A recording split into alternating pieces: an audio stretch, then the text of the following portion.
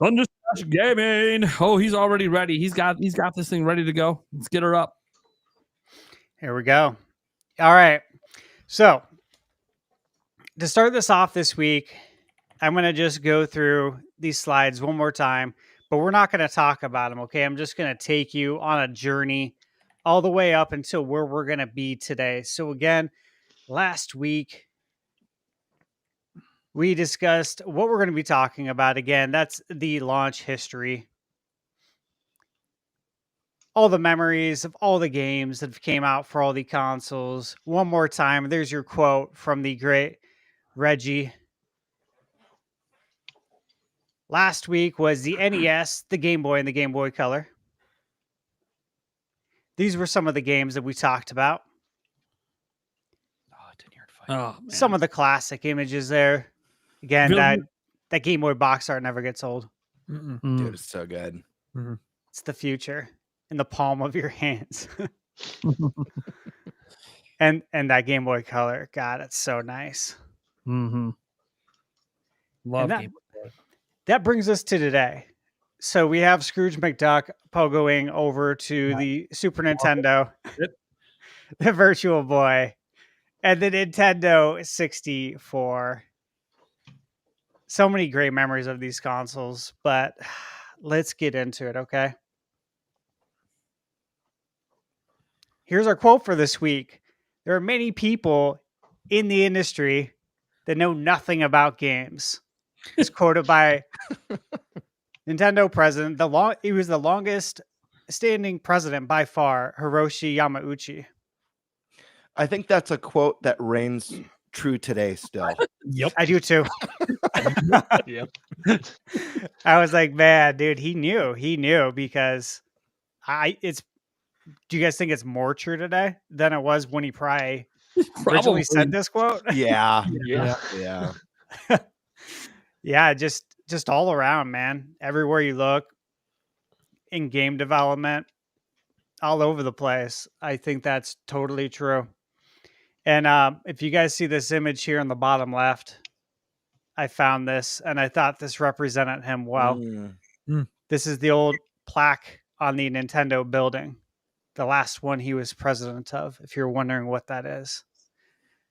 All right, let's jump into it. First things first is the Super Nintendo. And again, I'll tell you what, guys. You guys want to know something funny real quick? In building this PowerPoint, it's very hard to find some of the console box arts in decent, like, picture quality. And it's just so interesting because you'd think that those would have been preserved. You'd think it would be easy to obtain a high resolution scan of the box art, and it's not. It's really not. A lot of the boxes are beat up and look like crap, and I don't want to put them in the presentation. So this is the best box I could find, which I think is pretty solid. This is the launch box right here with the Super Mario World on there. Such a beauty. It really is. And, if you think about it, this was the last time we had a Mario game packed in at launch, right? Yep. Packed in, yeah. Packed. Yep. 1991. Oh my God, it's hard to believe it's been that long. I don't even want to think about it. Right. As far as the Super, guys, let me ask: Did you obtain one early on? Did you have to wait a few years to get one? Because, back during this time period, that wasn't in our hands, right? Yeah. It required a lot of salesmanship with the parents, right? And then they had to have the funds in order to do it too, right? Oh, yeah. So it wasn't easy. We can't just go out to the store and buy a Super Nintendo. I was 6 years old. Yeah, no, I definitely didn't have it at launch.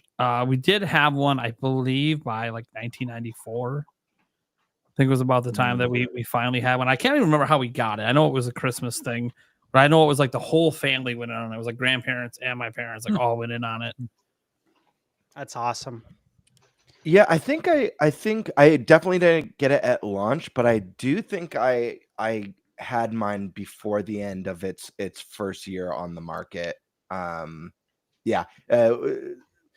At that time in my life, we had like a bunch of us in one house, a bunch of family in one house, and so all the kids, you know, it was to keep us busy and occupied.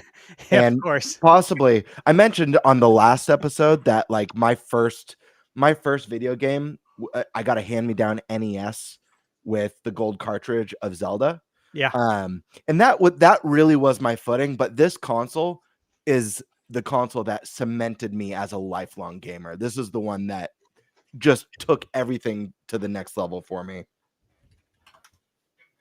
That's awesome, man. Landon, when did you play this?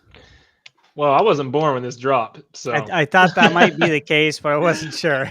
but my dad had it, and I started playing, like, he still had the NES, the SNES, and I was playing most of the classic games before.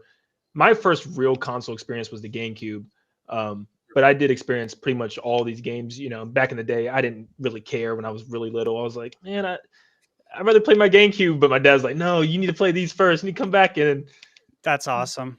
I'm glad he did, though, because I was missing a whole generation of gaming. And That's funny. My my godson, he's 5, and I was telling my cousin the same thing. I'm like, you got to start him out on the beginner stuff. Like, start him out with the NES so he can appreciate this stuff. Get him a NES Classic. Yeah, it'll teach him how to like troubleshoot too. Like, don't let him go online and look up guides. This is good. Like, this is really good brain exercise. Like, have him play Legend of Zelda and try and figure out how to beat it on your own, just like we did. Yeah.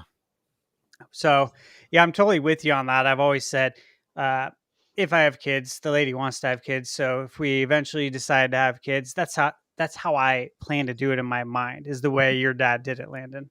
So good to hear there. I'll tell you guys briefly the Super Nintendo launch story. So my cousin Jim, his birthday is October 5th, 1982. And obviously the SNES came out in September 1991. And he got it for his birthday. So we got it right after launch. We rented the Super Nintendo at Gamers right when it came out. Played Super Mario World and F-Zero. Those were the games we rented. So we got 2 games with it. And Jim came over and played it too. He loved it. He told his mom and dad, like, yo, this is what I want for my birthday. And he didn't think he was going to get it for his birthday, because this is a big gift to get for your birthday. It's one thing to ask for a video game. It's another thing to like actually ask for a console for your birthday. Back then that was a big deal. We know that. And to actually get it. So this is the funniest, saddest story all in one. We got the Super Nintendo. Okay. I asked my mom if I can go over and spend the night at Jim's on Friday night. We're going to watch some TGIF. And then we're going to play Super Nintendo basically all night and not sleep. And he totally screwed it up. You want to know how he screwed it up? You guys will never guess this. This is the wildest shit ever. This would only happen in the 90s. Back when like parents were super, super strict. So he ate a sleeve of cookies, of Girl Scout cookies. Okay. And my Aunt Darlene, my mom and my cousin's mom are twin sisters, identical twins. And my Aunt Darlene comes in, and we just started playing. Okay. Mind you this. She asked, where did the sleeve of Girl Scout cookies go? Did you eat them? And just keep this in mind. My family, my mom's side is super old school, strict Catholic Italians. If you lie, dude, you're screwed, man. You're so screwed. And he lied. Like, looked her in the eye. Like, she even said, like, look me in the eye and tell me you didn't eat these. And he did.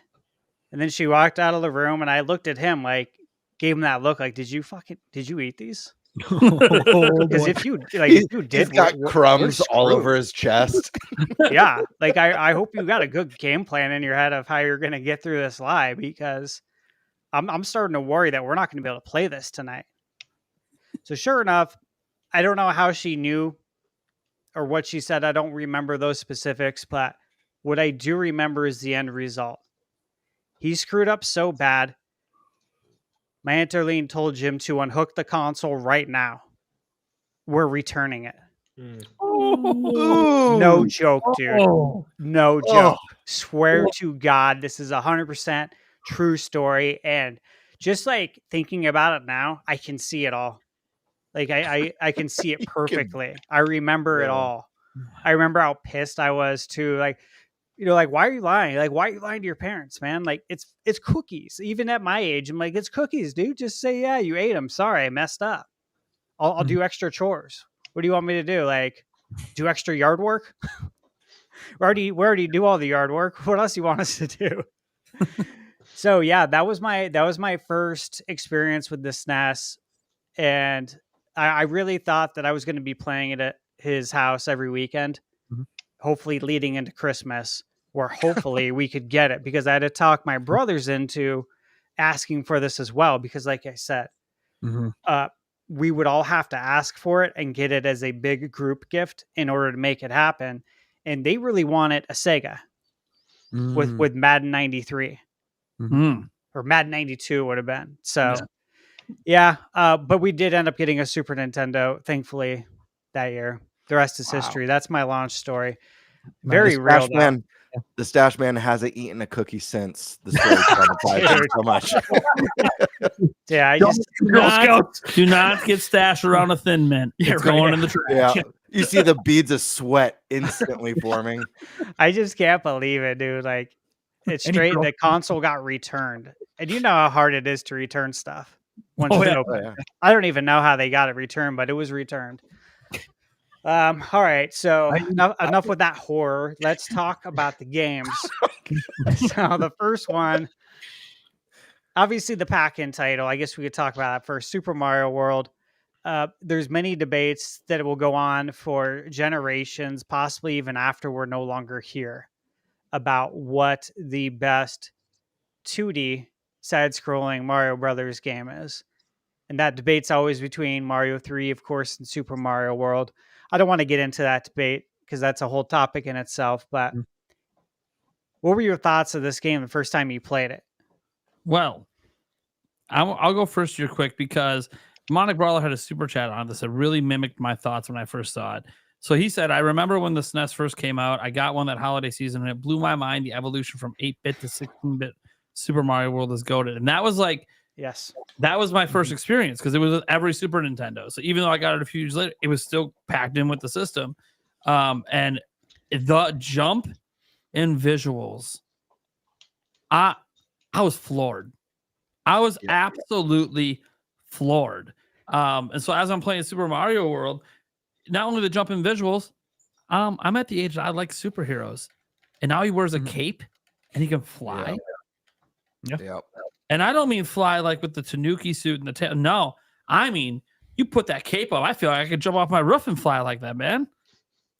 You can't, but I feel like I could. I'm like, this, dude, it was so much fun. And again, not worth the debate today, but one of the greatest Mario games ever made. Period. Yeah. This is my favorite 2D Mario, period. Not to debate it. But I think that Super Mario World, there's a very strong argument for saying that this is the greatest game ever made. It is a perfect game, in my opinion.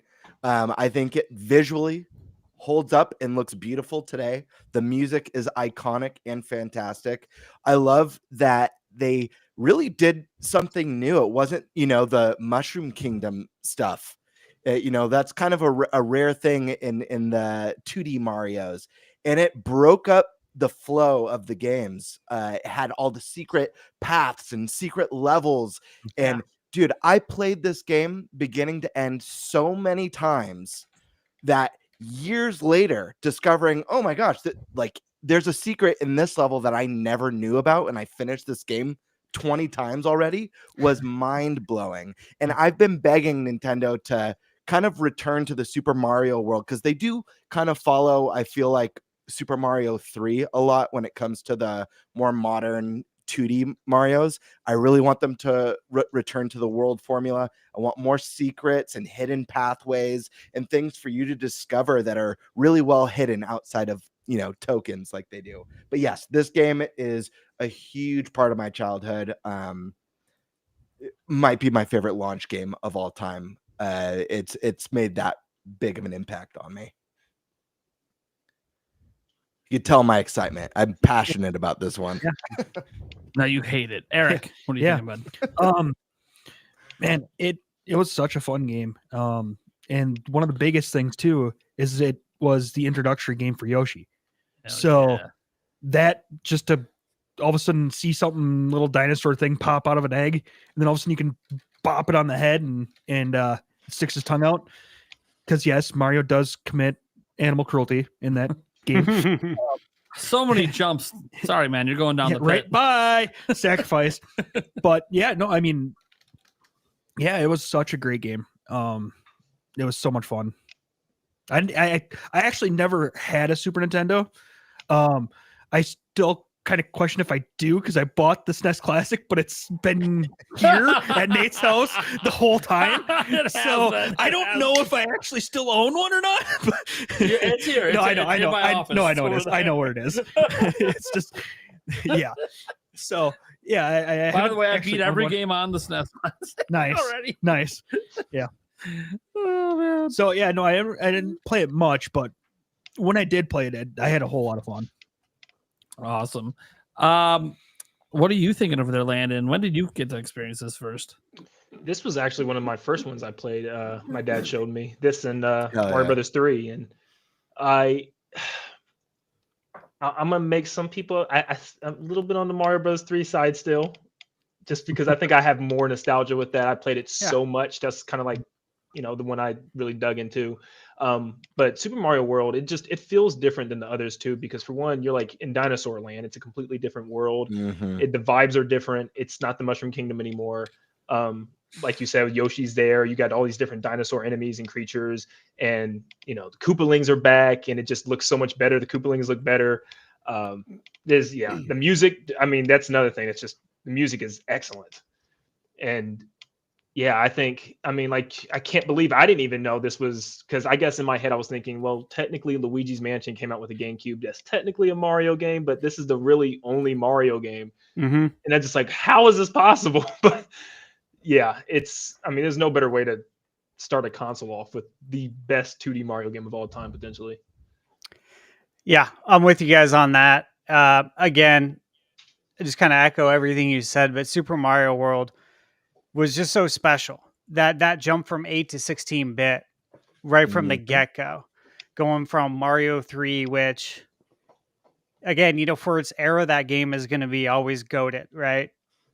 And to go from that though to Super Mario World, and to have Yoshi now, and the music. Mm-hmm. The music in Mario 3 is so good, right? I love it. Mm-hmm. But to hear the difference in sound quality with that Super Nintendo chip with Super Mario World, it was a big difference. Like, you didn't have to listen closely. It was very obvious. Like, wow, this sounds like so cool. This is so good.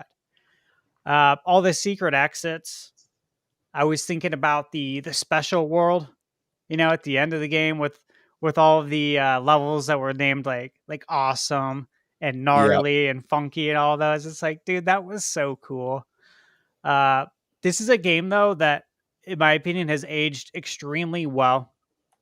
It's on my list of games to revisit on my channel, and also because I have a MSU1, so like a Super Nintendo CD version of this game that has, I think, 108 fully orchestrated tracks. So they replaced that's cool. the MIDI tracks with fully orchestrated MP3s. So I'm like, that'd be a fun way to revisit this game, because it doesn't change the gameplay at all. It's just the music. And who doesn't love a fully orchestrated video game soundtrack, right? F-Zero. That felt like the future. Am I right? Mm-hmm. Oh my God. We never had a racing game like that before. What are you guys' thoughts, Nate? So F-Zero was amazing. I I mean, the whole franchise really is every single game, even all the way up through 99 on Switch. And it's funny because 99 is based off of this, off this one. So if you guys have never even played it, if you played 99, you get like an idea of what it's. Obviously, we didn't have all that multiplayer like that, but F-Zero was just great. And I think this was before Mario Kart existed, I believe. Yeah. So it was actually like Nintendo's first real like true racing game. I mean, you could argue Excitebike and other stuff, obviously on NES, but this was more like a track racer, and I really loved it. It just, I mean, guys, where do you think Captain Falcon Punch, baby? Where do you think it came from? This is it. Oh yeah, I loved it. I didn't have it right away, but this is like I think I got it like 3 months after the system came out. It was like the first game I rented a Blockbuster for it. Hell yeah. Nice. Game Bird, what are your thoughts? F-Zero's rad. Love the cool colors. The game was fast. You know, I hadn't played anything like it before. Really hard, tough as nails. It was one of those games that would really frustrate me as a kid and make my hands sweat, but I always went back to it. And yeah, I mean, you know, Nate said it pretty well. This was the start of Falcon Punch, you know, or when you're on your lunch break at work and you yell Falcon Lunch and you're eating your favorite cereal branded Falcon Crunch and all that good stuff that came along with this game. So hell yeah. Yeah, I love F-Zero. This was the start of high octane futuristic bounty hunter race in action. And you know, obviously games spawned that were deeply inspired after this one that were really cool as well. But yeah, love F-Zero. Eric. Yeah, freaking A. I want an F-Zero game again, but they got to bring back the death wheel. When you freaking died and you could possibly screw over somebody else when you died, I want that back. Okay. Death wheel, that was in I'm pretty sure it was in the very first one. Was it in the very I'm first pretty one? sure. Because I'm pretty sure it wasn't in the second one. Let me see. I was trying to look it up, but yeah, I'm trying to remember which one that was in. Was it the very first one?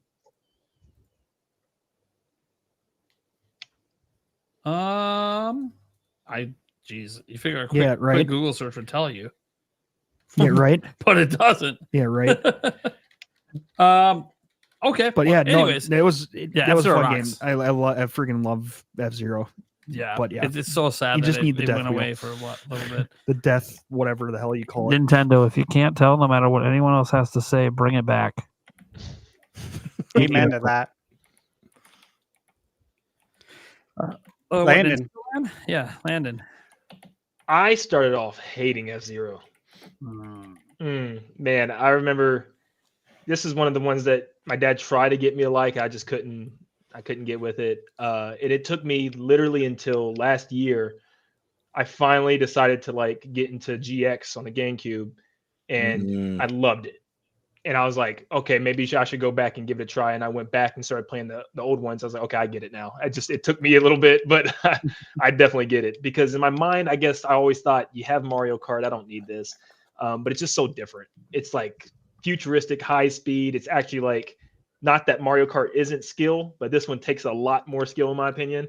And there's a lot of like little things that you have to do to make sure like your vehicle doesn't explode. You have to get your battery and all that. And I definitely have a newfound appreciation for it. And I wish I kind of knew that when I was younger, because I can't believe I just now started getting into it like with GX, but better late than never, I guess. I feel like that makes sense though. I feel like I said at the time, kids had never played anything like this before.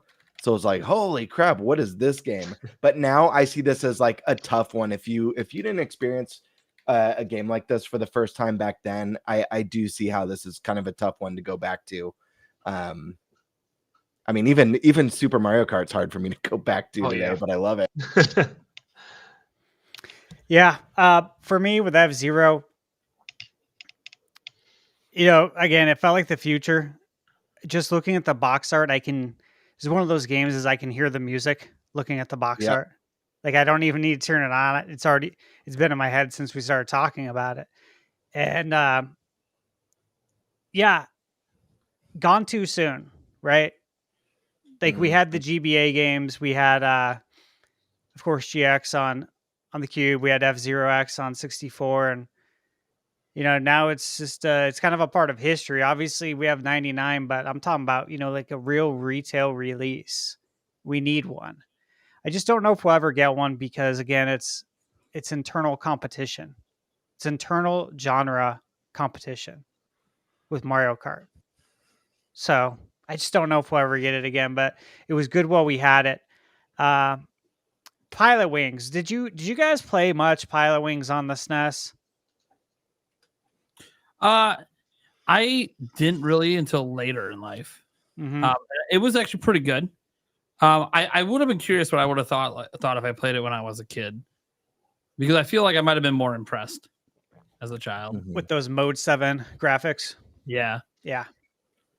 Yeah, but by the time I played it, I had already played like newer games, so it was kind of like But Gamebird, did you fly with this one? So I did play Pilotwings. I had a buddy who had the game. Never owned it myself, so my experience with it was limited. But I mean, it was fun. It was a fun time. We dabble in Pilotwings here and there. I have not too much to say about this one. I never owned it, so but it was a fun time. A series I would love to see come back. Eric.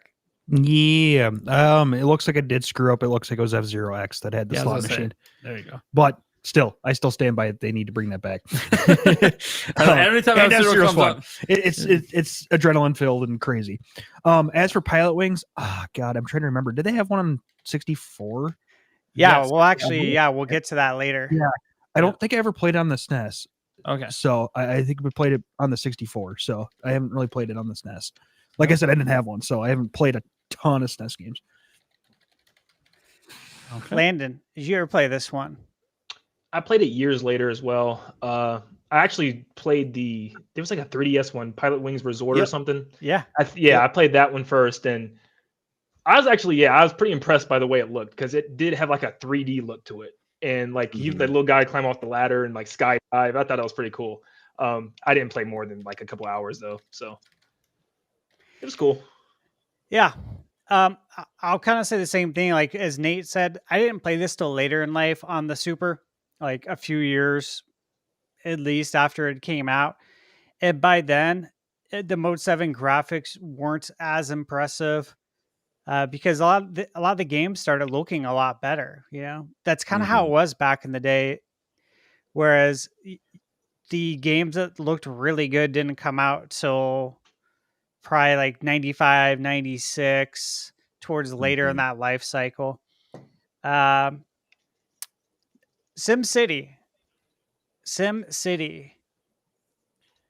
Did we all first play this on the computer or on Super Nintendo? I played this at school. PC, baby. PC. I've actually never touched this version of SimCity.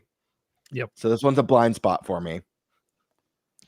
Did this play with the SNES mouse, or was it with just the controller? That's a good question. I have SimCity.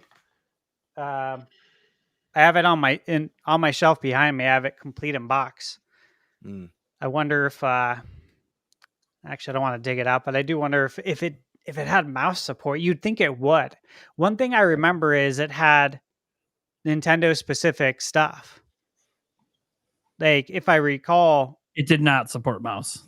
A lot of people consider it actually unforgivable because it made it significantly worse without it.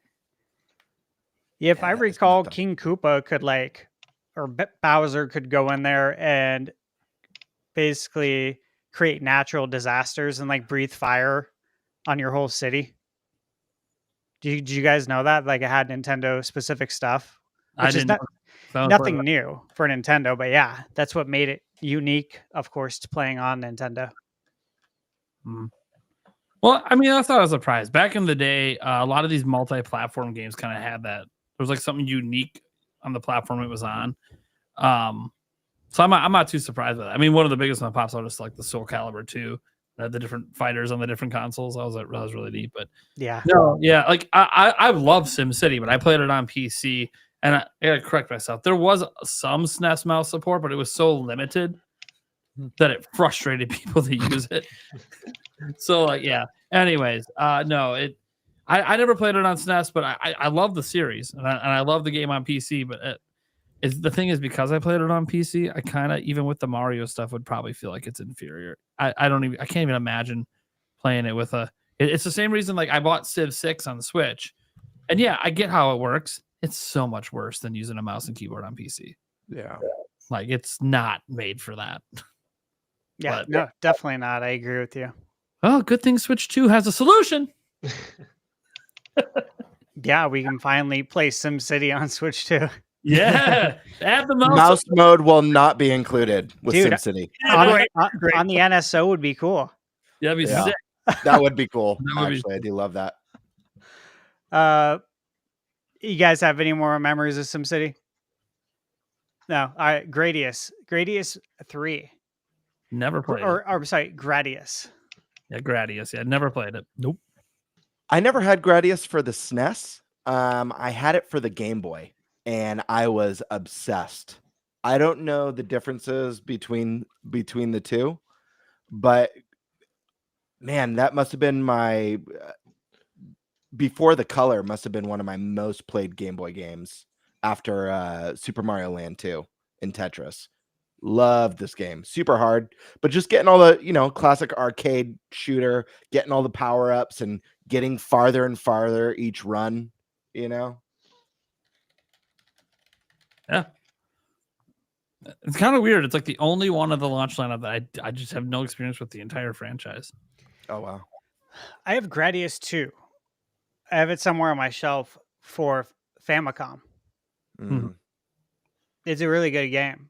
I bought it because it works with the analog NT because you can put Famicom games in there. So I had bought it on eBay, probably, I don't know, 5, 6, 7, 8 years ago. Really good game. I don't have any memories of playing part 3 on the SNES. Mhm. I feel like probably not a lot of people picked this up at launch.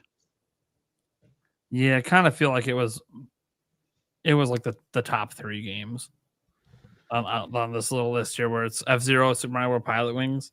Those are like what a majority, I think, of people played.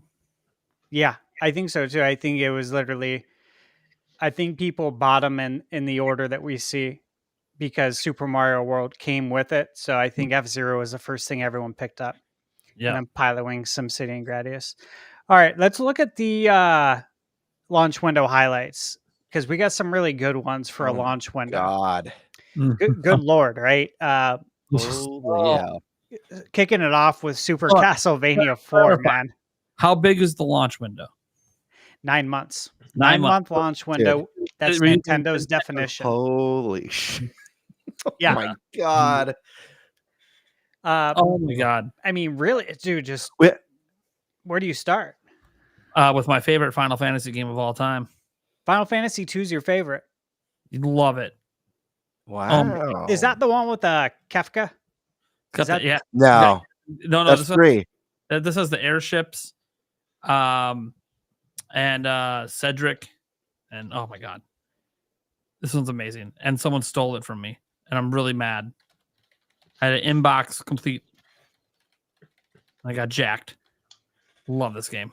Love it to death. No, this is not Final Fantasy 2 in Japan because we're in the US and we got to do things differently. Yeah. Duh. You can't ever have the numbers be right. Yeah, you guys don't know about Final Fantasy. In the early days, Final Fantasy was numbered differently in the US for some reason, like completely different. Yep.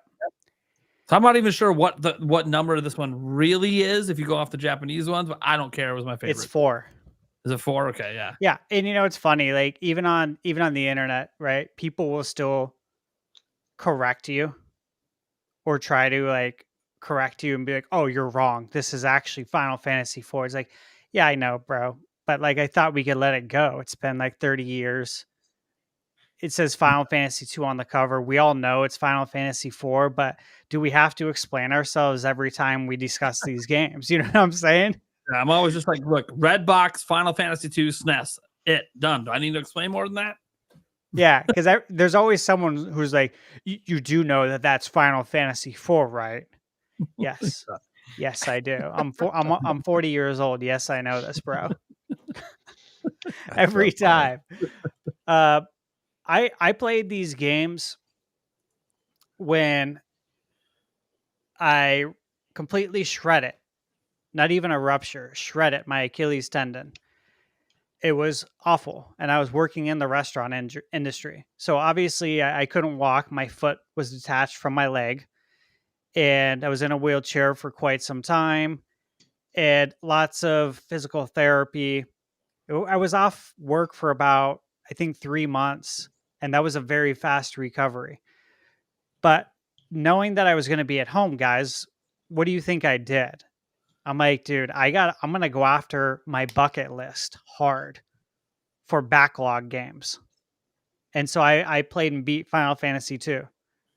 And this is, when I shredded my Achilles, I was 20, I think I was 20, I was 25 years old, 24, 25. So 15 years ago, I played Final Fantasy 2, Final Fantasy 3. I forget. And Chrono Trigger actually beat the whole game. So I have really fond memories of playing these games at home. Yep. In a wheelchair, no stress. Didn't have to be anywhere. The only place I had to be was in front of the TV. As an adult, like, you guys know how rare that is.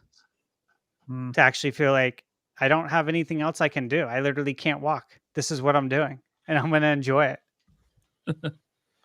This lineup, man, the launch window. Yeah. This is insane. Dude, it is insanity. Yeah. The only thing on here I never touched was the Super Scope. So I never used one. I got a game for Christmas that required a Super Scope, and I never owned one. And the game just sat on my shelf. Still have it. I don't remember what the game's called. It's got like a green robot on the front of it. Battle Clash. Yep, thank you. That's the game. Damn, that was fast. Yeah, right. I love it. Dude, I don't know where to begin with this. I mean, I'll start with the big one. A Link to the Past. This was so Yeah. You know, I made a case for how I believe Super Mario World could be the greatest game of all time. And there's an argument there, I believe. This game was my favorite game that I ever played, and a perfect game. It was my favorite for an entire generation. I'm sure you guys can guess what replaced this one. But this was the game that set the standard for the this is the game that set the standard for the series, created all the staples I feel like that we know and love. The formula, a lot of the famous items, the music, a lot of the greatest hits that we've heard in so many games started in A Link to the Past. We could literally do a whole episode on this game. There's so much to say about it, how special it is, and how much it launched the series forward. Yeah, I mean, this picture says 1,000 words for me. That's awesome. Eric, any of these games standing out to you? Paperboy was fun. Hard. Yeah. It was very hard, but it was fun. Crazy. Most 90s box art. Right? I proudly put that in this PowerPoint. I'm like, this is so good. Oh, yeah. Great. Landon, any of these stand out for you? The only ones I played was Castlevania, Paperboy, and Zelda. Zelda, yeah. Dude, this was what got me on my long spiral of just, I want to play everything Zelda. To me, this destroyed Super Mario World. It was my life, dude. I remember being so stuck on, I think it was like the forest dungeon where you had to go in and outside the dungeon. Yeah. There's all these different entrances, and I was like, dude, I was so amazed by that. And dude, it was just the light and dark world mechanics too, just mind blowing. And that mechanic is something that I've wanted to see so bad redone in like a 3D game, and like just like a whole separate world. It's just like the same world but different, and all the towns are changed, the people are changed. you really felt like you were in the game. I mean, that one was just, yeah, I have so much love for a Link to the Past, and that's why I also love Link Between Worlds, because it's like a spiritual successor of that. And I want to see that game come back too on the Switch eventually. But yeah, Link to the Past is great. Gotta love it. Eric, what Yeah. stands out? I mean, He said Paperboy. Oh, Paperboy, that's right. Yeah. Well, I'll tell you what, I played all of these games, and I played all of them a lot, believe it or not. Super Castlevania 4. I just revisited that not too long ago and reviewed it on my channel. And so many great memories with all the Castlevania games. You know, going back to the NES.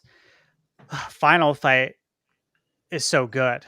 There's 3 Final Fights, actually 4 if you count the Blockbuster exclusive Final Fight guy.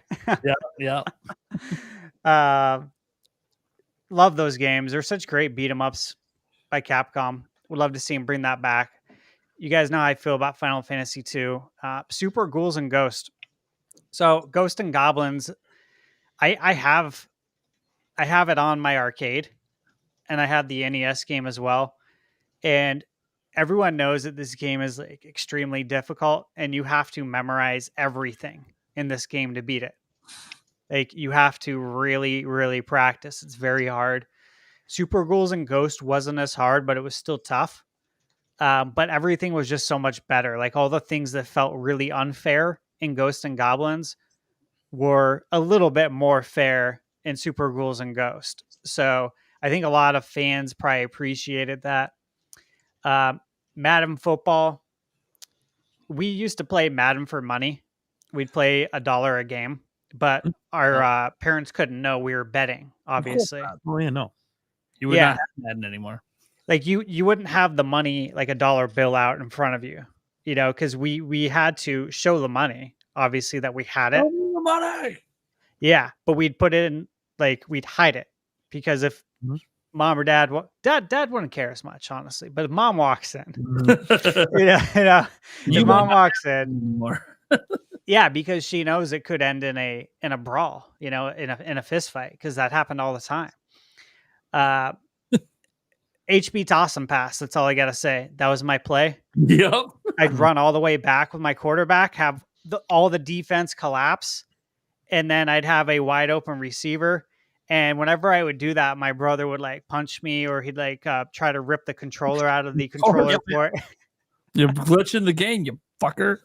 Yeah, but dude, that was the best. HB toss and pass. Never forget that.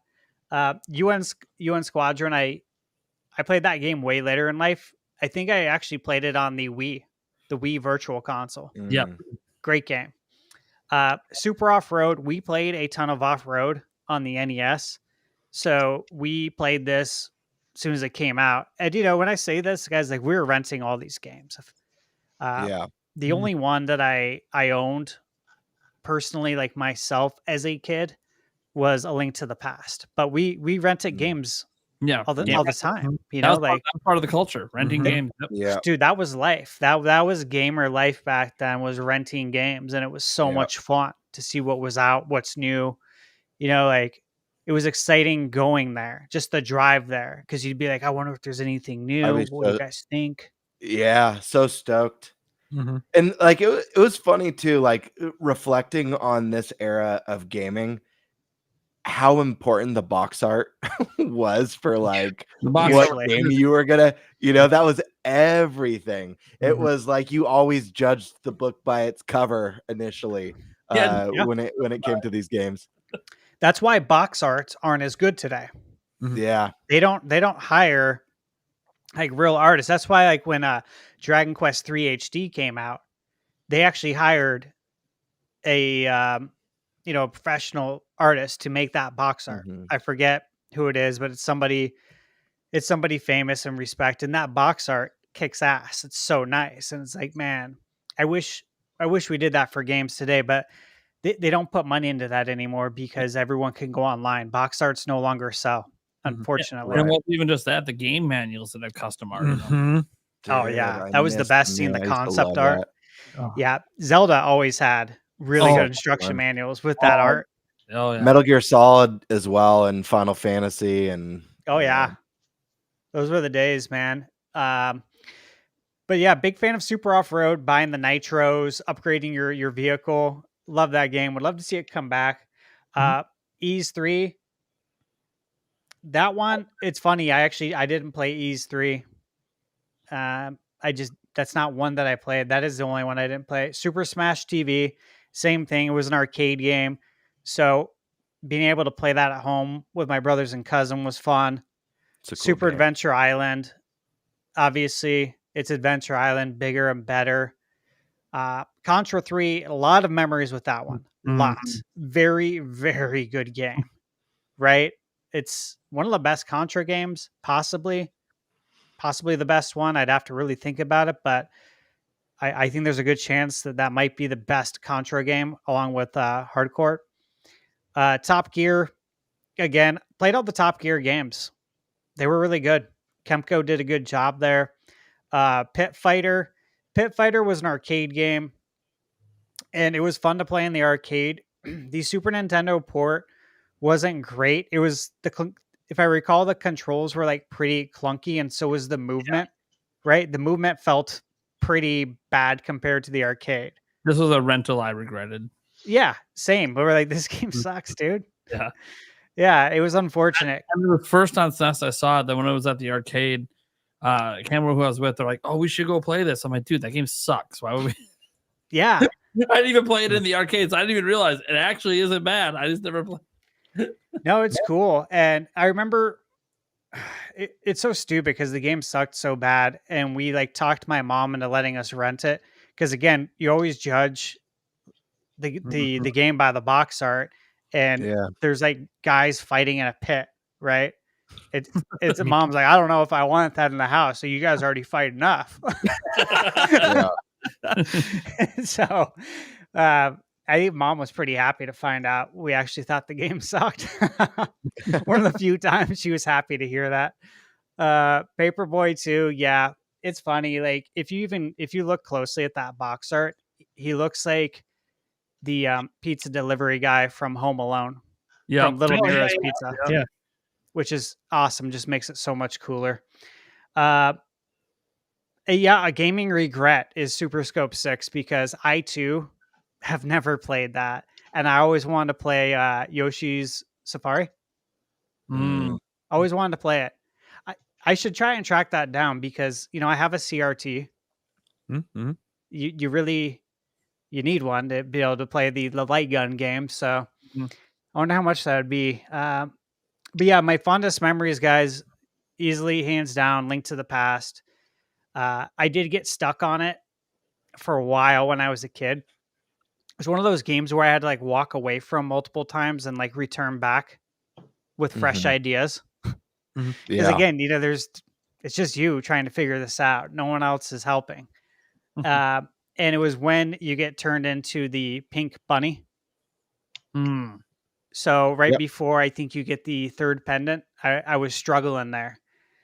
And, finally got past that. But for me personally, Link to the Past is my number one. It's my favorite 2D Legend of Zelda game. Easily. It's so good. Yeah. I do always wonder if we're going to get a remake one day. And again, that's something that they have to like tread real carefully on. And also, I reviewed this game last year and I played the Super Nintendo CD version. It has like 130 fully orchestrated tracks in the game. So it's the soundtrack. That's so cool. It's so cool. Like playing that in That's so surround cool. sound, like this is the best way to re-experience this until we get a full-on remake whenever that will be. So yeah, fond memories here. All right, guys, you ready to step in to the future? No, hold on. Before we jump, I have to go back and touch on like a little bit of the rental part of it. Yeah, let's hear it. There was absolutely no worse feeling than going to like Blockbuster, and then all of a sudden the game that you really wanted to try was not there, and they're like, "Son of a God, no!" Yep. It sucked so bad because every time you go back and it's like, "Nope, not there. Nope, not there." But the feeling when it was there was so amazing. And did you ever wonder if someone rented it and just kept it? Lost it. Yeah. Yeah, Oh, because yeah. that was the thing. You're like, did they just keep it? You know, like you'd ask whoever you're there with, whether it's your brother or cousin, do you think they kept it? Every time we come here, the game's rented out. And then we'd go ask the people, either at Gamers, we knew them well. Blockbuster was literally in the same parking lot. That was our second place to go to if Gamers didn't have what we needed. But we'd ask the Blockbuster employees, like, hey, can you check and see when this game was last rented out? And you guys know that was a normal thing. You did that at the library too, right? Yeah. When he coming? When is this coming back? Yeah. Like, is this book overdue by chance? Because I'm wondering if I need to go to another library. Yeah, this was supposed to be returned a month ago. Okay, so we're not getting this one back. Yeah, but that was such a real thing. And if they said no, it was rented out 2 days ago, which means, technically it's due back today by 5 p.m. Mm-hmm. And that's when you'd call them. You'd blow them up. It's like 4:30. Right. Hey, did they return it yet by chance? 4:45. Hey, did they stop in yet? Son of You're outside the store with binoculars watching everyone who walks in. Yeah. Right. And then you'd ask and be like, sometimes you'd call so much, they'd be like, wait a minute, why don't you give us your number? And when it comes in, we'll put it on hold for you. Like, great, perfect. yes. This is what Dude, I wanted anyways. There were some games that I loved so much on the SNES that I'd just keep renting them over and over again. One of them that I remember fondly was Mega Man X. I probably rented that game like 8 times. I love that game. So I enough, it would have been cheaper to buy it. Yep. Yeah. Yep. The worst part was when you had to return a game and you didn't beat it, but you got like close and you knew that, okay, I'm going to rent it again next weekend. And by the time you rent it again, somebody erased your file. Of course. And they didn't need to. It was for no reason. It's literally for no reason, just to be a dick. Yeah. Yep. That was the worst, is going home, that ride home, and you're just hoping and praying that nobody erased your file. I'm sorry, Stash. That was me. Right. I literally everyone's files every time I got it. You did? Yep. Dude, that is such a dick move. I'm just like, this ain't your game, it's my game. That's funny though. I mean, yeah, life was different back then, man. That's wild. All right, let's step into the virtual arena. And I will say one thing about this, guys, is that we have the entire library because it all came out within the launch window. Well, you mean the Virtual Boy didn't last 9 months? Oh, man. Yeah, this is it, dude. This is it. Before we talk about the good games, I just love that Waterworld is right here. That's so rad. I love it. Oh, that's great. It's just so funny because if growing up in that time, this movie was like so hyped, right?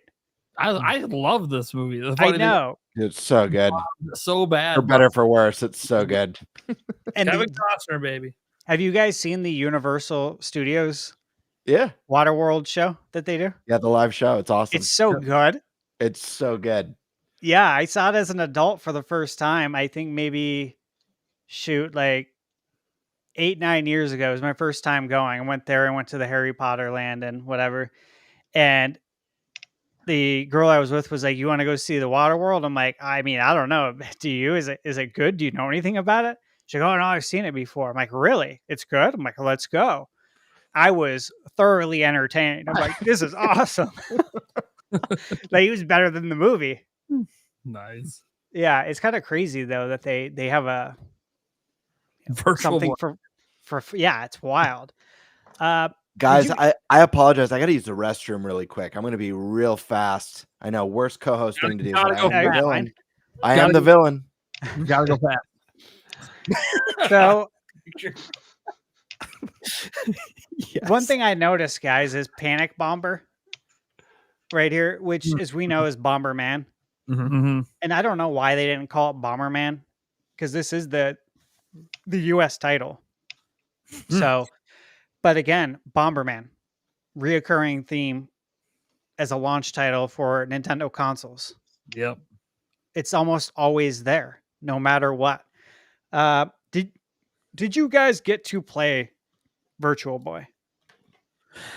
I have played one. I've never owned one. Yep. It was at a shop, Mhm. a local game shop. I can't remember. Had one, and they had it set up. They wouldn't let a lot of people use it, but then they found out that I was running Zelda Informer, and they're like, "Oh, you want to give it a try? We'll let you hook it up. Just don't let other people touch it because it's very fragile.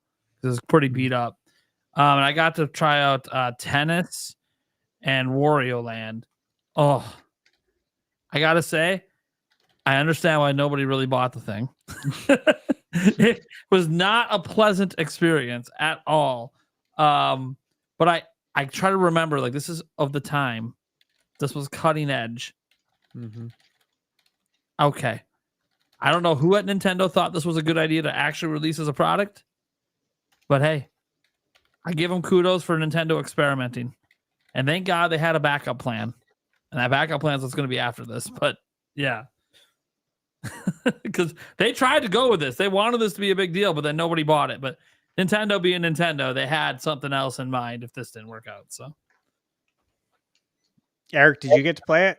I think I've tried it at like kind of something similar to Nate with. I don't remember where it was, but I remember just being able to dabble in it for like 5 minutes, and it was, yeah, it was goofier than hell. you didn't like all the everything's red, Yeah, all right. the time. Wee. Did it hurt your guys' eyes? I don't remember it hurt my eyes. I don't remember that either, but I Yeah, think I only played it for like 5 minutes, so it really wasn't enough time to really even attempt to hurt my eyes. I remember it felt clunky while playing. Like the movements weren't. It just because I'm coming off of the SNES where everything felt so tight, Yeah. so controlled. Like this didn't feel that way. Yeah. Did you play it, Game Bird? I've played one game on this. I had a friend. His family had a lot of money, so he got all the cool stuff when it first came out. Yeah. You had the power. This one didn't turn out to be as cool as we all thought it would be. He did have the Power Glove, which the Virtual Boy I will argue is way better than the Power Glove. It's cool. It's novel, but I got to play Wario Land, which is a pretty neat game here. Yeah. But everything was red, which was kind of cool and felt futuristic. Like, I don't know if I was just in denial, but I was like, oh, this is awesome. And then, you play it for like 30, 40 minutes and you're like, this sucks. But it hurt my eyes. The stand was super cheap, but Yeah, I don't know. Mm-hmm. I just remember being slightly into denial and thinking that, like, oh my gosh, like, if this is what it's like now, the Virtual Boy 2 is going to be so crazy. But, we all know. All hopes and dreams of children. Yeah. But Wario Land, I mean, it was fine for what it was. I can't speak on the other games. So I missed if you guys played the other ones. That story makes me wonder if there are children today that played Labo and built the cardboard like piano, and they're like, man, if this is what it's like now. I wonder. Labo 2 is gonna be so badass, right? Well, I have news for you. Nintendo Land, do you play this? No, I don't. It doesn't sound like I was missing anything. Does it say, did your dad make you play this one? No. thank God, no. I had a bunch of the like Nintendo Power magazines, and I remember seeing just like images, and I remember as a kid I used to think, like, I saw Wario Land, I was like, is this like a rated R Wario Land game where like he's like killing people and there's blood all over the screen? Oh yeah. I was like, what is this? And yeah, I found out it's just like just games are all red for some reason. I was like, that's cool, but no, nothing. Yeah, it's wild. Like the branding of it too. The Virtual Boy is red. Black. It's black and red. Everything is in black and red. I played Mario Clash in store on demo. That was the game I got to try. And I always wanted to have more time with it because it did feel like the future. I do want to point out, if you guys see on the console box there, it's got a sticker on there for a special mail-in offer to get 6 Duracell batteries, which is just so funny. Like, you know what I'm saying? Like, Yeah. imagine that today, right? Mhm. I don't want this sticker on my box, man. I'm trying to keep this in mint condition. But Mhm. it's just so funny because you would do that. Mhm. 6 free batteries, sign me up, man. The batteries are expensive. Let me And go. don't worry, that would probably only last you about 4 hours. Probably. What? I will say I played all these games now Hmm. on the 3DS. Mm. There's a way to get Virtual Boy on your 3DS and use the 3D slider. Yep. Mm. And it's, first off, let me just say that is badass. Really, it's done very well. But I finally got to play Wario Land. That was one game I really wanted to play. And it is actually really good. It's a lot of fun. I played I played all of Nestor's Funky Bowling. That was actually pretty fun. Mario Clash, Mario Tennis, all of them. But the one that stood out as Wario Land, that was easily the best game. It is the best game. It sucks that that's the only way to play it now. Yeah, this it came out in August 1995, which is wild because we're jumping into the 64 next. That came out literally 13 months later after the Virtual Boy. And this was, as we know, this bombed so bad. So I think Nintendo knew it was gonna bomb. there's this beauty right here. One thing that I miss about consoles buying them is looking at the back of the box and seeing Mhm. those games that haven't came out yet, like seeing a screenshot of them, because that was a big deal, right? Huge deal. Because it's usually a screenshot that you haven't even seen yet. And you can see there's no screenshot of Zelda on there because that didn't come out till 2 years later. So they didn't put that old 3D image of The Legend of Zelda on there. But you have like Star Fox, GoldenEye, Cruisin', Mario Kart, International Superstar Soccer, which was I think by Konami. Mhm. Obviously, Wave Race, Shadows of the Empire, Turok, Tetrasphere, Diddy Kong Racing, obviously Mario, and then NFL Quarterback Club, which had Brett Favre on the cover every year. Yep. Yes. Wait, was that 99 or 98? This is 90. Well, no, this would have been The one probably on there, probably 96. 98. 6? Probably 96 Oh, or yeah, yeah. 97. Yeah, true. I had That 98. was by what? Acclaim? Was it Acclaim Sports? Think Yes. so. Yes, it I was. believe so. Yeah. Good old days, man. Again, yeah, what were your guys' thoughts of 64? Look, I played Pilotwings 64 much later. I rented it much later, but dude, Super Mario 64, come on. What are we doing? It is one of the pinnacle games in gaming. I'm not going to go as far as to say it's the greatest game ever made, because I've enjoyed many of the 3D Marios even more than that, and other games more than it over time. But dude, back in the day, this was groundbreaking. It was revolutionary. Absolutely. It took a side-scrolling series, successfully transferred it into an open zone 3D world, and did it in a way that to this day, it is one of the most replayed Nintendo games of all time. Yeah. There's so much, not just nostalgia for it, it's just so good, even by today's standards. And I mean, literally, I can't think of a 3D platformer that hasn't drawn some sort of inspiration from the original Mario 64. It is crazy. Like, if you think about this, this isn't a great launch lineup in terms of games. There's only 2. You only play 2 games. But it's just that one game is so revolutionary that it made people forget that this was the only thing you really had to play, because it's the only thing you really wanted to play anyways. And it was so replayable, and collecting all the stars, and oh man, it was just I could gush on and on. I'm gonna let Eric go on this one because this is Eric's jam right here. This is my home. Yes, he Yeah, lives on that game. Yep. I played Super Mario 64 so much when I was a kid. Picked it up, once we got our 64. Had tried out rental once, and then, parents got it for us. And man, I played the ever living heck out of the 64. That has been, was probably my favorite console of all time up until, Switch came out. So a lot of fond memories of this, and it just absolutely love it. Gamebird, what about you, man? Yeah, my first experience with the Nintendo 64 and Mario 64, it was, man, it must have been that first or second month of the console. My babysitter's brother got it at launch and got the 64 with Mario 64.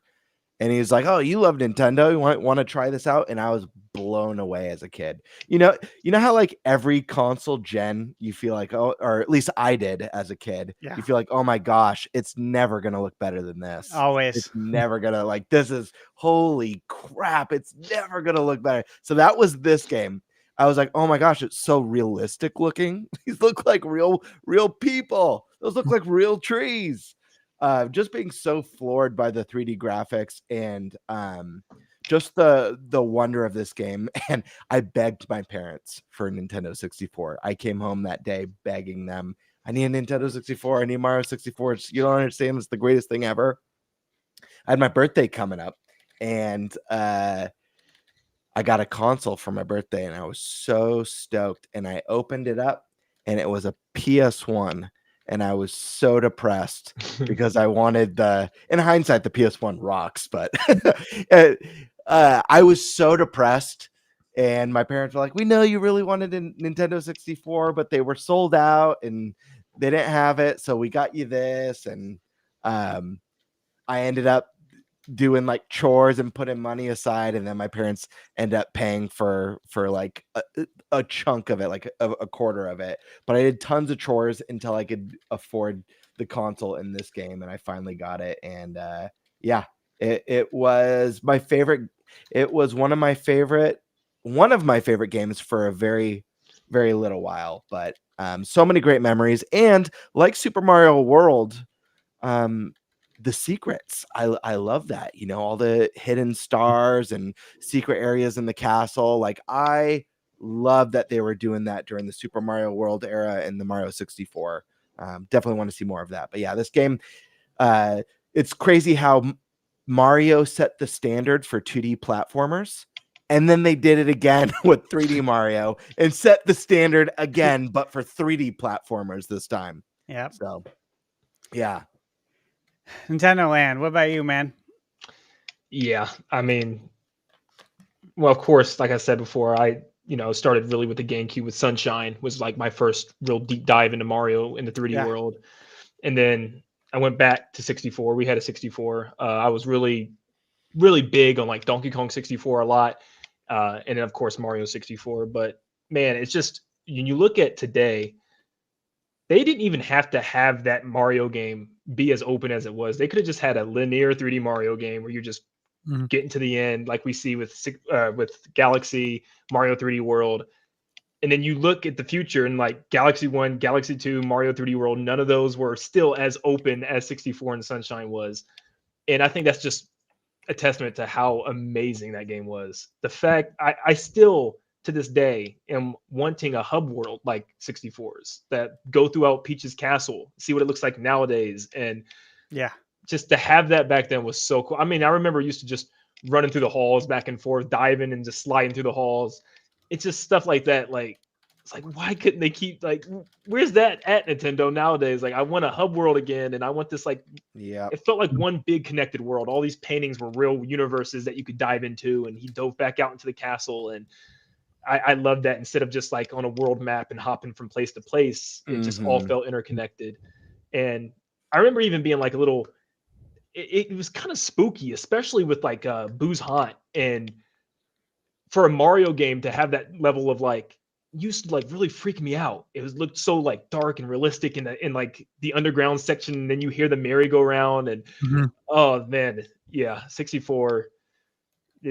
What else can you say? It's pretty much perfection. Yeah. I totally agree with you, man. So I'll give kind of like a quick summary of my 64 story. I'm going to try to be quick. So gamers, as I've told you guys, that's where we grew up renting all of our games. Mhm. And my dad and I go there on a Friday after school. It was actually no, was this after school? No, it wasn't. It was in June. So school was out, and Jimbo, who was the manager there, he was the one who knew like everyone in our family. Awesome dude. He'd give us all like this inside information all the time back in the day about new games coming out that he had heard. He was like almost like my original leaker, like from the 90s, like someone who actually had inside information that wasn't printed in magazines.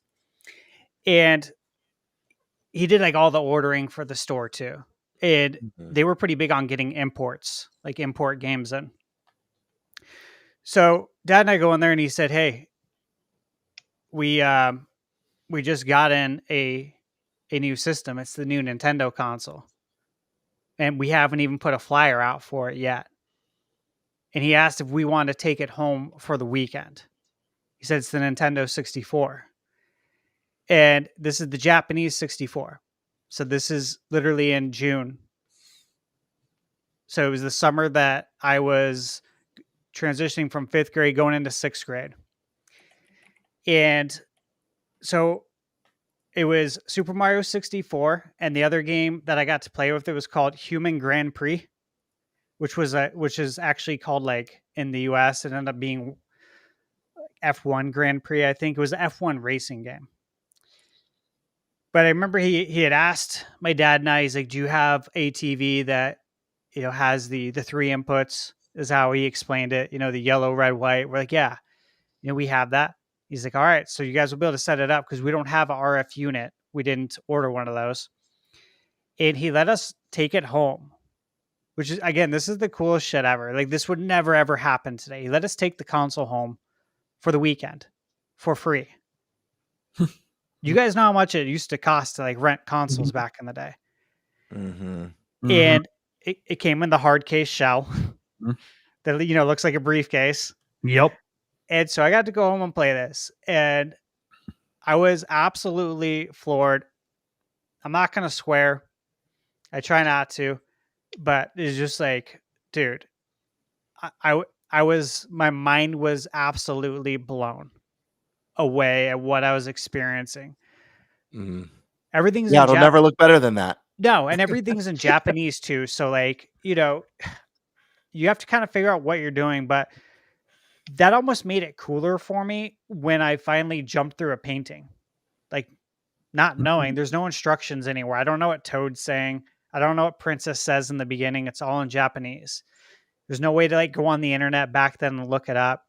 I think we had AOL, but there was no resources like that. And the AOL we had was like free hours from a magazine that I kept like restocking. I was a bad kid. I don't know about you guys, but I just open the magazine up and take the free hours because I'm like, it's free, right? It's free. Yeah. So I got to play it. It was amazing. It's like one of my fondest memories. I remember when school started, going into 6th grade, and I was telling everybody about Mario 64 and how it's fully 3D.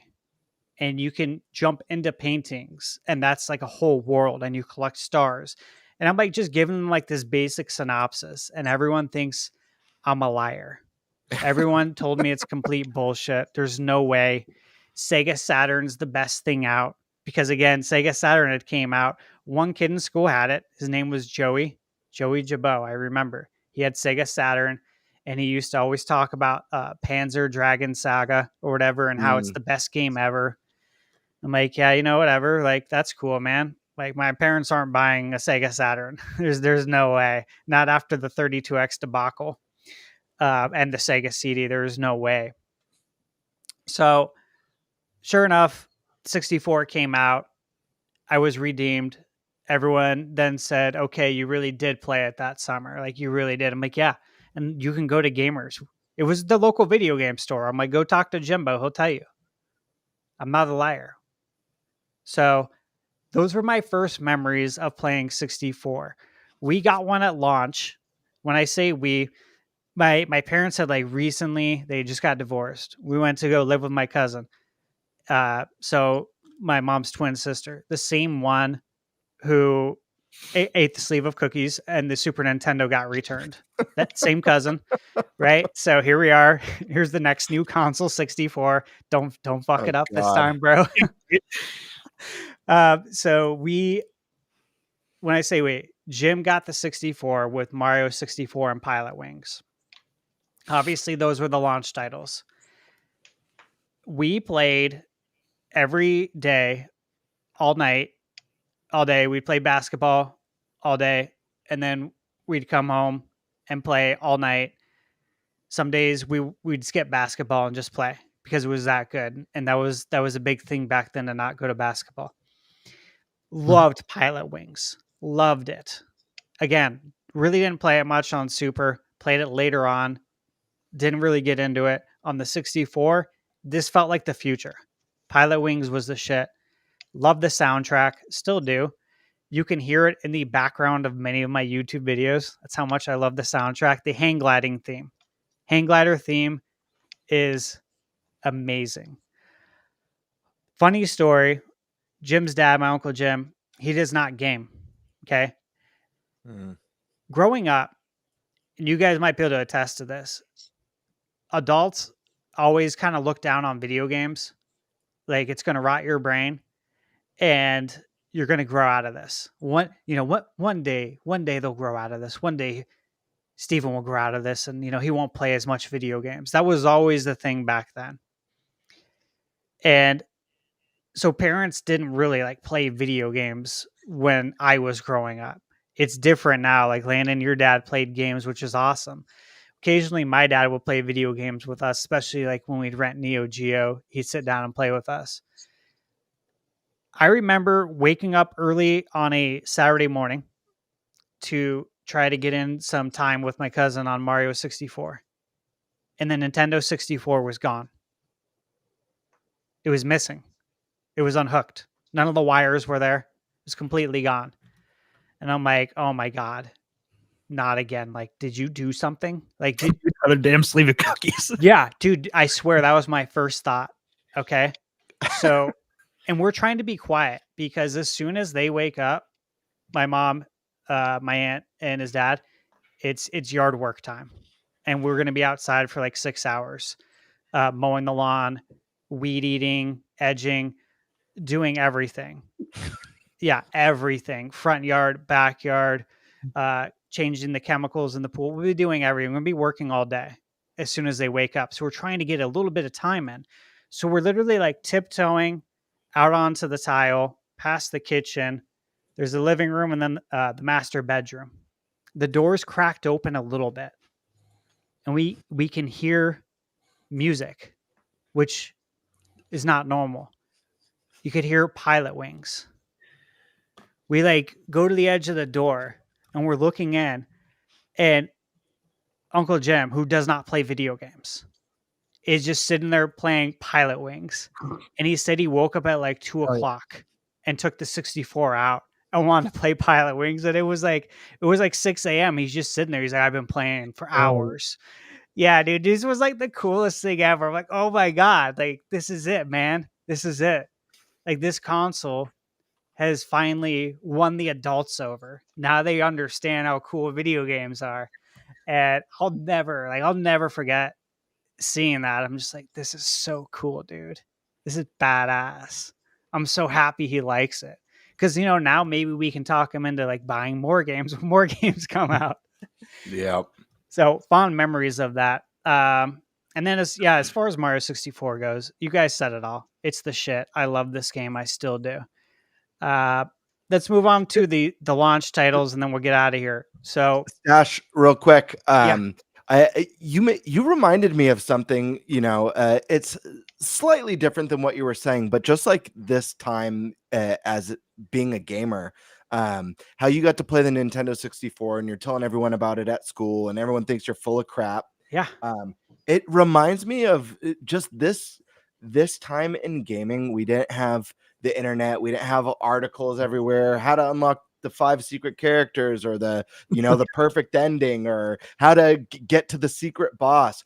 This was stuff that people would just figure out on their own from playing a bunch or doing multiple playthroughs. Some secrets not even finding till their 3rd or 4th playthrough. And I just remember on the Super Nintendo, the Nintendo 64, and even a little bit of the GameCube era as well, sharing like, oh my gosh, did you see the secret boss or the hidden character that you get if you do this? And kids being like, dude, you're full of shit. Yep. Because that all it was word of mouth back then. Half the time people like, you're full of shit. Exactly. That's You why know? that's what I meant by like nobody could help me with a Link to the Yep. Past, because it's like unless you had a friend that was like, or someone at school that was really into gaming and was really good at games, no one's going to be able to help you. And Yep. if you call that Nintendo hotline number, you're screwed. If parents see that on the bill, you are in deep shit. Deep shit. Yeah. And it doesn't even matter how much it costs. It doesn't matter. If it was $5 and you say, hey, wait, I got $5 in my room, I'll give it to you. It doesn't matter. Yep. It's the principle of it. Don't ever call Yep. this number without our permission. Yeah. That was how the parents rolled, man. Like you don't call that shit ever. Yeah, you'd hope someone else had it at school and you'd talk it on the schoolyard. I just remember, with Smash Melee, someone told me like, "Oh, did you know if you leave the game on for 24 hours, it unlocks Mewtwo as a character?" And you're Oh, just yeah. like, dude, this kid is so full of shit. Like it's, Do you remember not even funny, you know? But of course, I went home that night and I'm like, all right, let's see what happens. You guys remember the original Smash Melee hoax, right? With how to unlock Sonic and Tails in the game. Oh yeah. Yep. From IGN, it all started from IGN putting out that fake rumor. Yep. Loved it. So good, dude. Yeah. So these games right here, again, the 64 launch, we had 2 games, like smallest launch ever. And then it was very slow to trickle out. The next game that came out was Wave Race 64. That was the 3rd game. And I bought Wave Race right when it came out, like the day it came out, and we didn't even rent it. I knew I wanted this game. I don't know why I wanted it so bad. Maybe it was the Nintendo Power, Nintendo 64 promotional VHS tape where I saw Wave Race and I'm like, dude, this looks like the future. Yep.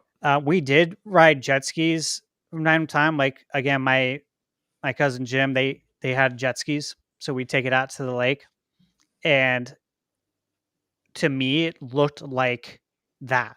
Like it felt very real.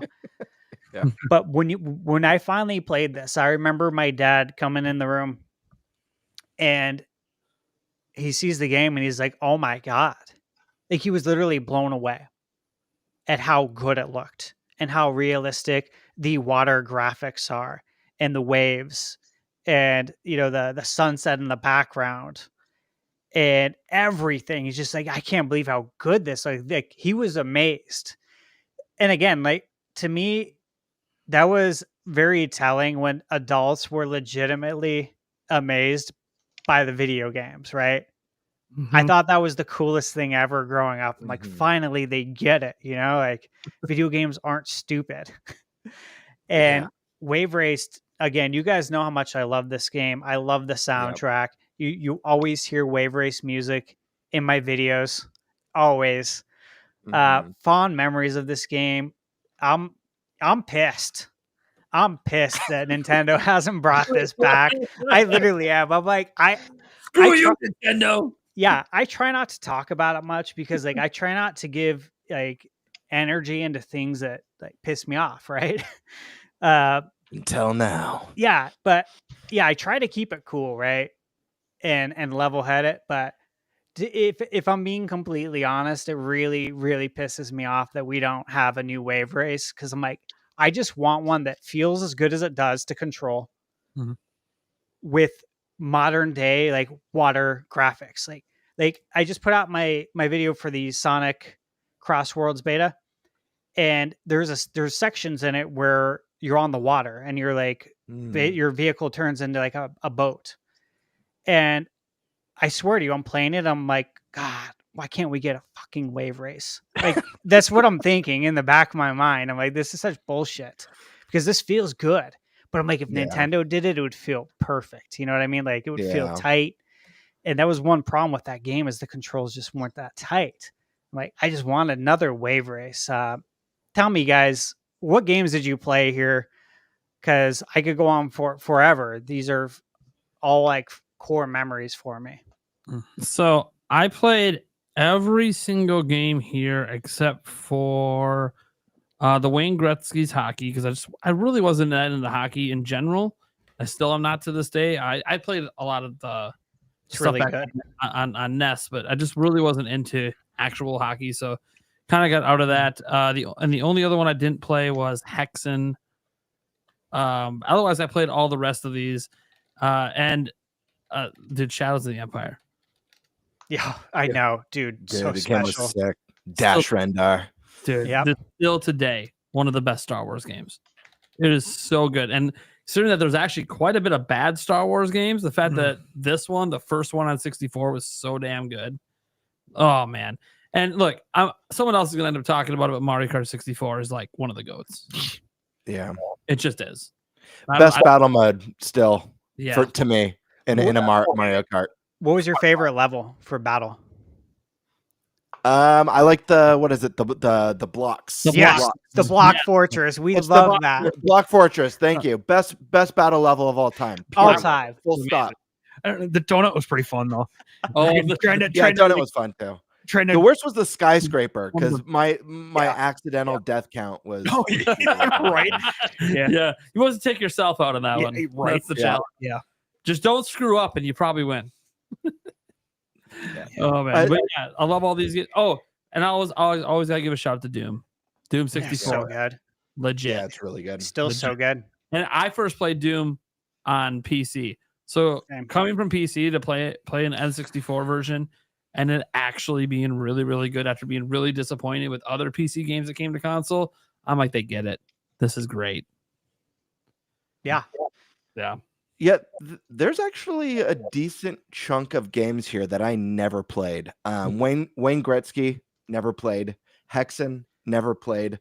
FIFA 64, never played. War Gods, I've never played. And that's it. Those are the only ones that I haven't played on here. But I want to comment on Wave Race because I feel you, Stash. When I first played this, I was like, oh my gosh, this is so cool. This was the game that actually made me, for whatever reason, this game, the water graphics looked so good to me that I started basing games like how good their graphics are based on how the water looks. We did I'm like, too. yeah, but does it look like the water in this game? We all did that. I talked to Yeah. Nate about that a while ago, right? Like, Yeah, Like, it was always the probably- water. always, dude, that was how you really What's the rated the water look graphics. like? Exactly. Yeah. It's so weird, right? Yeah, it's super weird. But this was the game that made me start doing that. Mario 64, of course. Shadows of the Empire, fantastic. I think the really big one here for me, though, surprisingly, or not surprisingly, Star Fox 64. I freaking loved this game. I played this game nonstop. I loved it so much. I loved all the again, I had this weird fascination back then, I guess, with secrets and secret paths and secret levels, because that was like, seeing whenever I saw that I missed whatever hidden secret that led to a different path on the three different timelines, I guess. I was like, oh my gosh, where was it? What did I miss? And doing it 100 times, not being able to find it, and then finally figuring out what triggers the secret, and the different variations of Andros at the end. Just such a cool game. It had the voice acting, which was really cool. Yeah. Not common for Nintendo No, at the not time, at all. obviously. So the soundtrack was amazing. And again, it's one of those games where like the visuals, like seeing space in that 3D environment, and I don't know, the rumble with it and stuff. So just really cool. 100%. Eric, Yeah. The two games I played, I mean, the game I played the most on this one is obviously Mario Kart 64. lived on that game. But Star Fox 64, I did play a few times with my friends. My one friend was a complete asshole at it because he would play the multiplayer game, and he would just sit and kind of just duck around corners, so it would just be constantly going around, and because the map, you'd go in through one side, come out the other, and come back through, and he'd play those freaking walls to his advantage. It's like, damn it, stop, get back here, you bastard. But no, I mean, yeah, Mario Kart on this one was on this list here is the game that I lived on. So Nice, man. Landon, what games do you play over here, Landon? Mario Kart 64 never hit with me. I don't know why. I don't know if it was just like, to me, I always felt like the tracks were pretty just average. Block Fortress is great, I will say. I did have fun with that. But Star Fox 64 was my game for sure. I remember my dad lying to me so hard. Well, he didn't lie. He just didn't know. He was like, I was like, dude, how do you get to these other planets? Like, how do I do this? How do I get to these other galaxies? He's like, oh, it's just random. I'm like, no way. What? There's just no way. And I'm like, I played this like 3 times through to send me to the same route. And I remember like finding it on accident. And I remember like specifically being on that mission with the R-Wing and you're chasing down the train. And I thought that was the coolest thing ever. And that giant like thing comes off the train and you have to shoot it out the sky. And I was like, dude, this game is amazing. And I remember just trying so hard to figure out, because, back then you didn't have internet or anything. So we had to figure out like, okay, what am I supposed to do? Like, and sometimes it was like bizarre, like certain ways you had to defeat the boss and you had to defeat him quickly I just remember spending all my time trying to find each of the galaxy routes, and it was awesome. And also like, just communicating with all the characters talking to each other. It got annoying eventually when you did like the same pass every time. But it was cool. You felt like you was like in an action movie, so it was pretty cool. Yeah, and it had that really awesome opening cutscene too, which was a big deal. So cool. Like, you definitely weren't gonna press start. You're like, I gotta see this whole cutscene, dude. This is like a movie inside the game. It was such a big deal back then. So for me, guys, I played all of these games, some more than others. Wayne Gretzky's 3D Hockey is actually a badass hockey game. Really good. It's like NBA Jam or NFL Blitz or Slugfest. It's the Midway Sports. You can literally get on fire in the game, just like you can in NBA Jam. And obviously, you guys know I love my Midway Sports. That's why I'm wearing an NBA Jam shirt today. I love those games. Mortal Kombat Trilogy. Did you say NBA Jam? Hold on. Did you say NBA Jam? I did, yes. Wait a second. Bring back NFL Blitz and NBA Jam, baby. There we go. Yeah, dude. That's why I'm wearing it. I'm with the movement. I always have been. We have to do this. Please start a change.org. It's passed around. Let's get that baby signed. MK Trilogy, though, like, what was cool about this is that it felt exactly like the arcade, because it was. And the load times, there was no load times, which was awesome. And you had the biggest roster. That roster is massive. So great memories with MK Trilogy. Killer Instinct Gold. I played it a lot. I own it. I still enjoyed MK Trilogy more, believe it or not. But Killer Instinct Gold soundtrack was badass. Loved it. Cruisin' USA, again, played that a lot. Hexen. We rented Hexen. You guys want to hear something weird? We rented Hexen, Jim and I, and we both got the worst headaches of our lives back then. We both did. And we always referred to Hexen as a headache in a box. That's what we called it. I don't know why. I don't know why we, like, today, this is decades later, I still remember it as a headache in a box, and I can almost feel how bad the headache was. Isn't that weird? That is insane. Yeah. We both same experience. Played plenty of first person shooters. Something about Hexen 64. Blast Corps, badass game by Rareware. And we played this game so much. It was a game we rented all the time. It's very unique. I mean, you go around, you have to destroy stuff in order to advance in the map, and you have to do it within a certain time frame. It was a very unique game, a game that would never get made today by a big development studio, because obviously Rare was a big AAA developer for Nintendo. Shadows of the Empire, bought it the day it came out. I rewatched the Nintendo 64 VHS launch tape from Nintendo Power numerous times because they had like a 5 to 10 minute segment just on Star Wars Shadows of the Empire. I don't know if you guys remember that or if anybody in chat does, but it was so awesome. And this was like right around the time the original Star Wars movies came back to theaters as well, the special editions. Hmm. So it was just really exciting. And we didn't know if we were ever going to get any new Star Wars movies back then. It's like George Lucas said we were going to get it. But again, you really didn't know. You weren't in the know because the internet wasn't what it is today. And again, the internet was a real luxury. Trying to talk your parents into purchasing a second phone line so the phone line doesn't get tied up was hard work back then. They're like, what?